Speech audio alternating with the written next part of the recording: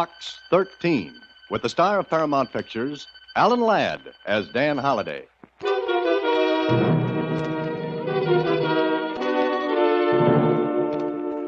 Dear Mr. Box 13, care of newspaper Star Times, I am Nick Nerikios. For 20 years, I own a restaurant, and there is no trouble, and that is good. Now, I got trouble, and that is bad. One day, I look through paper, I see Box 13, that you go any place, do anything you want adventure. All right, Mr. Box 13, you come to Nick's place, 2129 10th Street. You have no trouble finding because it is only Nick's place.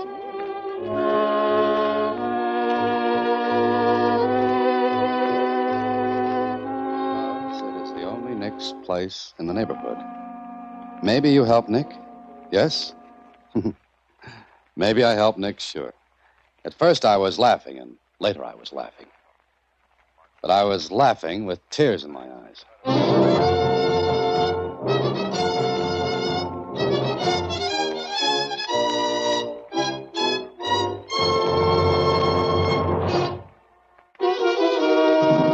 And now, back to Box 13 and Dan Holliday's newest adventure, Tempest in a Casserole. Nick, what's his last name, Mr. Holliday? Nerikios. Oh, Doesn't seem like anything interesting could come of it, does it, Susie? well, I think you ought to go and see him.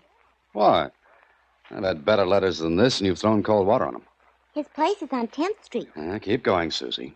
What's your point? Well, I thought you could do me a favor at the same time. Uh-huh. What? Look, What's that? I ordered an earthenware pot from Caldwell's department store on 10th Street, and look what they sent me. It's cute. A little merry-go-round. A toy. I know, but it isn't what I asked for. What did you ask for? I told him to send me a carousel. Well, you got it. I didn't. I got this. If you ordered a carousel, you... I do not think this is very funny. Susie, did you by any chance mean a casserole?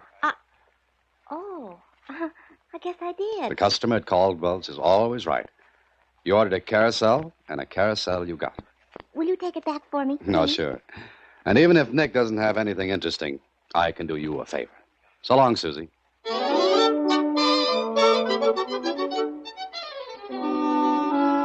A half hour later, I was in Nick's place on 10th Street. A clean, neat restaurant that seemed to be doing a wonderful business. Every table was filled, and the counter was loaded and crowded with people. I asked for Nick, and a waitress guided me to his office in the rear. Yes, sir. Yes, sir. I can do you something, sir? Well, the question is, what can I do for you? What are you selling? My services, free. Oh, I'm sorry, I do not understand. Mr. 13, I am so glad. Please, you sit down, please. Huh? Oh, thanks. I have a name as well as a number, Nick. It's Dan Holliday. Oh, good, Mr. Dan. My name, Alexander Nerikios. Alexander? But I thought... Oh, sure. My name, Alexander, but when I first come this country, everybody call me Nick. One name, she's good like any other. But that is not here or any place, yes? Yes, I suppose not. Mr. Den, you see my restaurant, you come in, yes? Yes, and you're doing a roaring business, Nick. Like Shakespeare says, it's a rob. What do you mean? Oh, Mr. Den, you look here. I open the door. It's still crowded out there. Yes, but each one have coffee, just coffee. They sit and read newspapers, books, anything, and they drink 1 cup of coffee. Nothing else? Nothing. Oh, I see. And how long do they stay? All day long. I am losing money, fist over hands. Any enemies who might want that? Enemies? No, I have no enemies, Mr. Dan. I like everybody like me. You ask all around. Everybody say, Nick Nerikios, good man. Has anyone else ever wanted this spot? Oh, sure. Lots of times people come, they want to sublease from me. I say no. Has that happened recently? Sure, only 2 days ago. I think that's it, Nick. This is a good spot in between Caldwell's department store and a bank. You probably did a lot of business before the coffee drinkers moved in on you. Yes, but now, my regular customer, they come past at noontime, they look in, they see all the business, they in a hurry, so they go someplace else. Oh, Mr. Dan, you help Nick, yes? Sure. I'll tell you what, Nick. You put a sign on each table and on the counter. One that reads, minimum charge, 50 cents. Oh, that is wonderful. That's magnificent, Mr. Dan. Yes, sure, I do that. Yes. Okay. Now I'll be running along. Look, anytime you want, you come to Nick's place, you bring friends, all your friends. Nick cook personally for you. Anything you want. You do that, yes? It's a deal. Now you tell me something else. What's that, Nick? Why you do this? Why you put that ad in the paper? Well, I write stories, Nick, and sometimes a letter leads me to a good one. You don't take money? No. How you live? By my stories. When I haven't got writer's cramp. Oh. Well, I've got to be going, Nick. Meanwhile, don't forget the signs on the tables and the counter.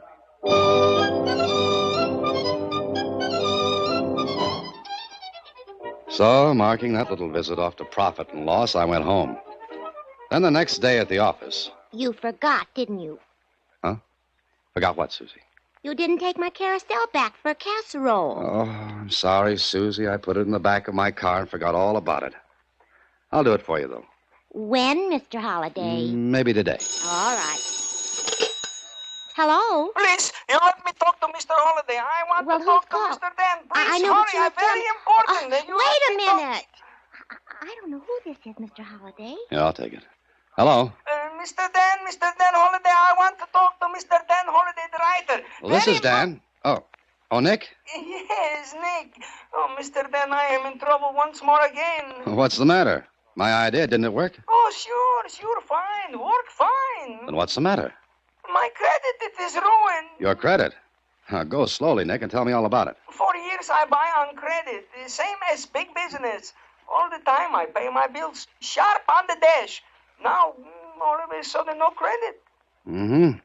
Sounds like someone fixed that for you. What do I do now? No wholesaler send Nick food he need for business. I cannot open my restaurant. I am ruined. Now, calm down a minute and listen to me. I listen. Did you make money last month? Always I make money. Well, have you got a bank account? 4 of them. All right, then. Have one of your banks call the wholesalers with whom you do business. Just reestablish your credit. That's all. That is all I do, Mr. Dan? That's all. What a wonderful man. Mr. Dan? Yes? You are not writer. No? No, you are a genius. Goodbye. Susie, I am now a genius. Good, but is there a story in it? Oh, you slave driver. What a wonderful guy. Who, Nick? Why didn't you go down there then? But you heard me handle it over the phone. My casserole, Mr. Holliday. Oh. All right. Later. And I'm glad we had that thing put in. It keeps me awake. I'll get it, Susie. Okay. Hello. Mr. Dan? Yeah, Nick? You again? Mr. Dan, the whole world is terrible. Now what's the matter? Nothing like has happened since Adam and Eve. The world is upside down, topsy-topsy. Hold it a minute, Nick. You better start over again. Oh, I will take back the drinkers of coffee. I will pay them to come back, but this is too much. Please, you come to me. Help me, Mr. Dan. All right, Nick, all right. I'll be there in a half hour.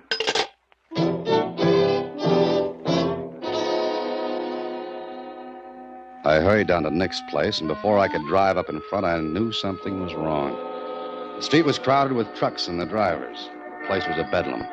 Horns tooting, drivers yelling at each other to get out of the way, and right in the center of it all, Nick. His hair was standing on end, his face was as white as a sheet, and his arms were flying around like a lunatic windmill. I parked in an alley a half a block away and walked toward Nick. No, these are not mine. I did not order 10 radios and jig boxes. Now, look, you're Nick Nera. Are you Nick? I am Nick. I wish I was not Nick. Hey, Nick, what's this all about? Oh, Mr. Dan, my friend. Look what has happened to Nick. Hey, mister, you know this guy, this Nick? Yes, I do. What is all this, driver? Yeah, just look at this bill here. It says deliver 10 radios and 3 jukeboxes to Nick's place. Now the guy says he don't order them. I don't. Mr. Dan. Hey, pull that hack of yours out of the way. I gotta get in there. Keep your ears in, wise guy. I'm here first. Oh, Mr. Dan, my restaurant is filled with things I do not order. Look, all up the street, down the street, trucks. Yeah, I see him, Nick. 2 pianos, 5 refrigerators, 19 beds. My customers are all gone. They are scared of the elephant. Elephant? Oh, what do you mean? Somebody send Nick an elephant. Oh, Mr. Dan, please, about an elephant is nothing funny. Okay, Nick. You go back into your restaurant. I'll take care of this for you. Oh, you do this, Mr. Dan. Nick is grateful. Yeah, sure. What would I do with an elephant? Well, I did what I could. I convinced the truck drivers with the help of 5 cops that a mistake had been made. It took over an hour, but at last the tangle was unsnarled. Radios, refrigerators, jukeboxes, razor blades, pianos, beds, whatnots, and the elephant. Well, they were all sent back where they'd come from. Then I went in to see Nick. Oh, Mr. Dan, Nick does not know what to say. Nick is spokeless. Sit down, Nick. Oh, sure. You want some coffee? Not right now, thanks. Look, Nick, you said someone had asked you to sublet your restaurant. What reason was given? They say Nick does not know how to run a restaurant. They say they make a gold mine. Yet you've been making a comfortable living. Oh, in America, I am very happy. I come here a long time ago now. Mm-hmm. All right, Nick, here's what you do. You sit tight. Sit tight. Stay right where you are. Don't sublet to anyone. Understand? Oh, I never give up my place. Never. That's the ticket.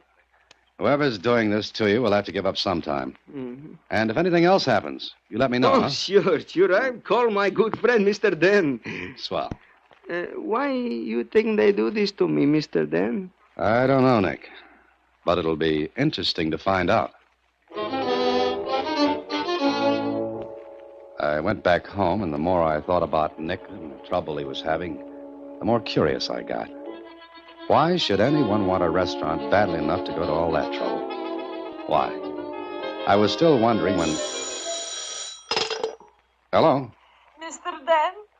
Is this Mr. Dan? Yes, who is this? I am Mrs. Nick Nerakios. Mrs. Narakios. Yes. Mr. Dan, Mrs. Narakios, what's the matter? It's about Nick, my poor Nick. What about him?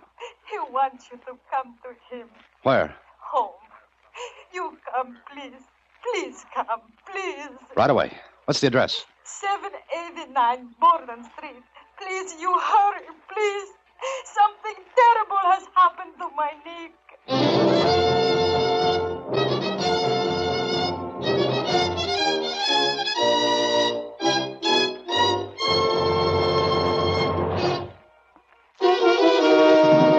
And now back to Tempest in a Casserole, another Box 13 adventure with Alan Ladd as Dan Holliday. I hurried to Nick's home. Whatever had happened to him was enough to make his wife almost hysterical. She met me at the door, her face stained with tears. She led me through the clean little flat and... Nick, here is Mr. Dan. Oh, my friend. Nick, what happened? Who did this to you? Look what they do to my Nick. His poor eyes, his nose, my Nick. Gina, you go out of room for a minute. Yes, I want to talk to Mr. Dan. Make some coffee, eh? All right, Nick, all right. I make you some coffee. Nick, how did this happen? Tonight I leave my restaurant. Always I take the shortcut through the alley back of my place. I walk for a little bit and somebody hit me. Did you see who it was? No, Did you go to the police? No. I come home. I tell my wife to call you, Mr. Dan. But you should have gone to the police. Oh, but I am scared, Mr. Dan. I read in paper that men who do this will also maybe hurt my wife. I do not want that, Mr. Dan. I do not want that. Nick, I want you to sublet your place. Oh, no, I do not do that. I will send my wife away where she will be safe, but no, Nick, stay here, like you say, sit tight. I not give up. You want me to help you, don't you? Oh, sure. And listen to me and do as I say. Sublet your restaurant. Sublet it and we'll see what happens.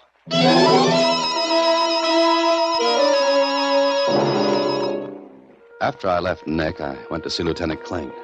He listened to what I had to tell him, and But, Dan, he should have come to the police. he was scared, Kling. Besides, what could he prove? The men who beat him up were hired by the person or persons who want Nick's place. Why? There's a bank next door, Kling. I know that, but you're not thinking those guys will drill through the walls in that restaurant to get to the bank. It's been done before. Yeah, I know. So you told Nick to go ahead and sublet. That's right. Look, Kling, here's the way I figured. They want Nick's place badly enough to commit mayhem. They counted on his being scared enough to keep him away from the police.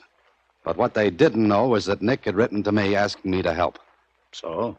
What's your idea? Let them have the place. Let them do what they want. But watch that bank. Well, Nick sublet his place to the men who had been after it. And Kling and the police watched the bank. Special alarms were set in the walls. Night and day, the restaurant was watched. And what happened? And exactly what happened to Simple Simon's fish hook and the pail of water. Nothing. Absolutely nothing. One day, after a couple of weeks of this game of watch and wait, I was in my office. Mr. Holliday. What, Susie? Did you ever look in the back seat of your car? Back seat of my car? Why? Who's there? Not who. What? Well, what's this, 20 questions? My carousel is still in the back seat of your car. It's been there for weeks now. Oh, I'm sorry, Susie. I'm sorry. I hope I haven't held up your cooking. If you'll give it to me, Mr. Holliday, I'll take it back and exchange it. I wouldn't want to put you to all that trouble. No, Susie, don't be cross. I'll take it back today. I'm going to Nick's place anyway. Promise? Honest Injun and stuff. Fine. Now I can make baked noodles sometime. Good enough. I'll go right now. Oh, hello, Why, hello, if it isn't Lieutenant Kling. Come on in. This isn't a social call. Look, Holliday, the department's pulling the men off the bank and the restaurant today. But why? Why? Because they needed someplace else. For 2 weeks we played Find the Gimmick because you had an idea. Now we're very tired.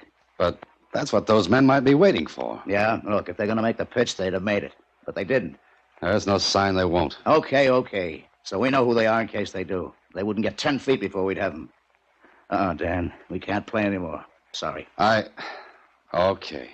But I'm sure they're playing some kind of a fast game. Then you get in it. So long.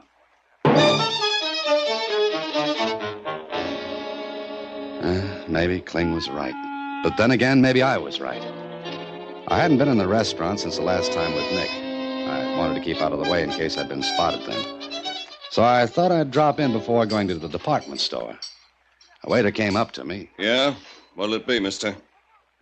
Where's your menu? We ain't got any. No menus? Our customers can't read.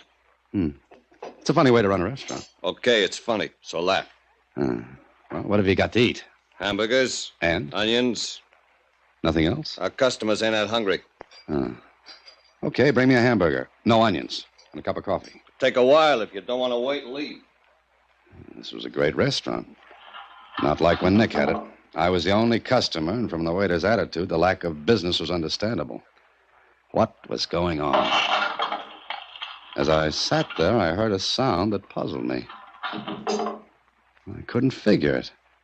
And as best as I could judge, it was coming from the kitchen right in back of me. I just couldn't place that sound, although I knew I'd heard it before, someplace. Then the waiter came back after a 15-minute wait. Here you are, mister. How about the coffee? Be up in a minute. Oh, just a second. You put onions on this. No extra charge. But I don't want onions. This is loaded with them. Okay. Don't eat it then. So I sat there and looked at the hamburger. It was fried hard, and the bread was well on its way to being toast by reason of age. And the waiter? Well, if he had ever waited tables before, I'd eat the hamburger, which I didn't. I never did get the coffee, but waiting for it gave me the chance to look around and think. That sound puzzled me, but I couldn't figure it any more than I could get the reason for the whole setup. But one thing was obvious. The management didn't care if any customers came in or not. So I left. I went next door to Caldwell's department store to exchange Susie's carousel for a casserole. And at the counter... Yes, sir. May I help you? Yes, please. I want this exchange. Do you have your slip, sir? It's with the carousel. You see, I'd like to get one of these casseroles in exchange. For yourself, sir? Does that make any difference? Well, I thought you might have a color preference. We have them in earth brown, red, and green. Green. Green? Oh, yes, sir. I'm sorry. We're out of the green ones. Well, it really doesn't make any difference. Well, how about the red? That'll be fine. Do you like to cook? Not particularly. Oh, many men do. Well, this is not for me. It's, I see. Let's see now. These are $1.95, and the exchange on the carousel is, let's see now. You owe me $1.87. Here you are. Out of 5, thank you, and I'll have your change in just a moment.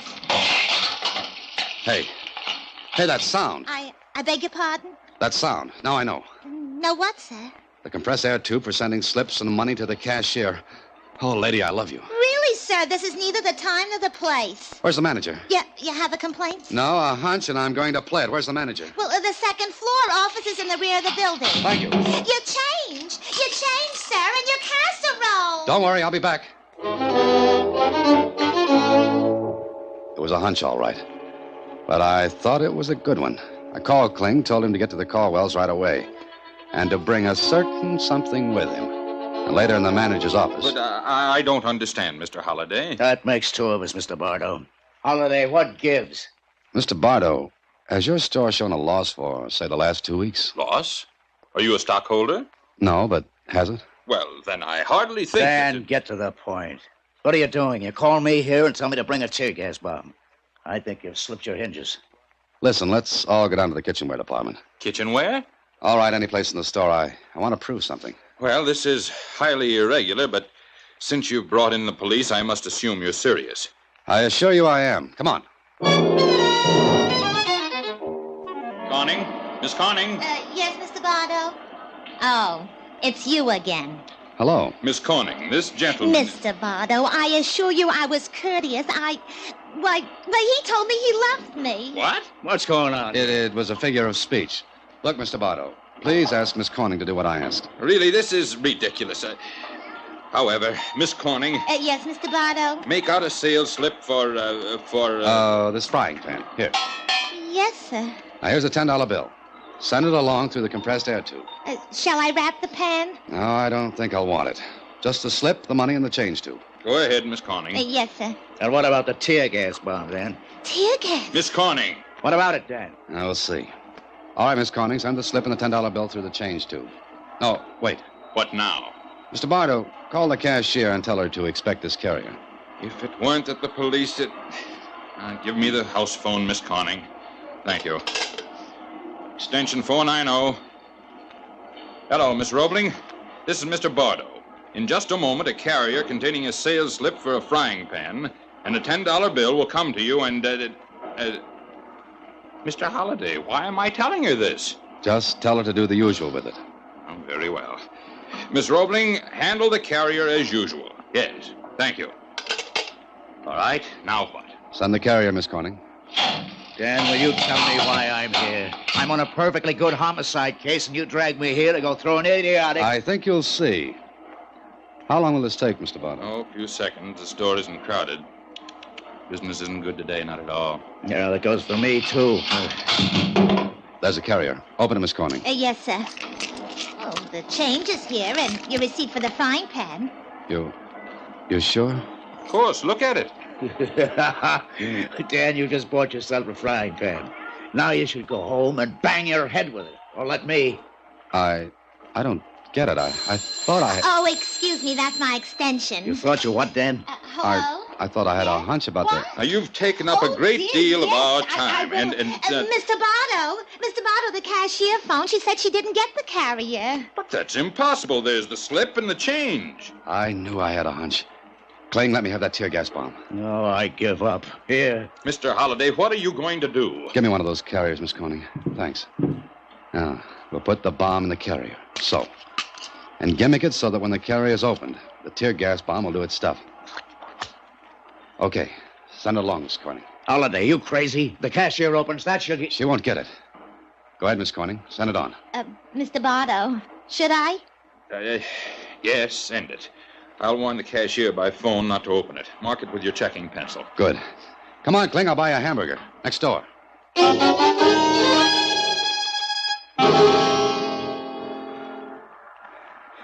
Think we made it? Sure. Now just keep an eye on the front door of the hamburger place. Here they come. Grab him, Cling. Grab him. Hey, what's the matter? Ah, the waiter with tears in his eyes. I told you there were too many onions in that hamburger.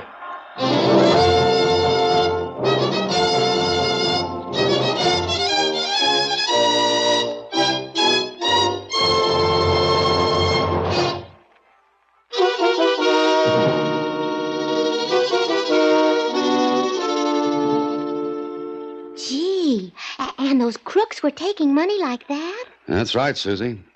They had tapped into the compressed air tubes which ran through the walls of the department store in Nick's place. Were helping themselves to some nice, easy cash. They must have made a fortune. No, not a fortune, but enough. You see, if they had grabbed every one of the carriers, it would have spoiled the game.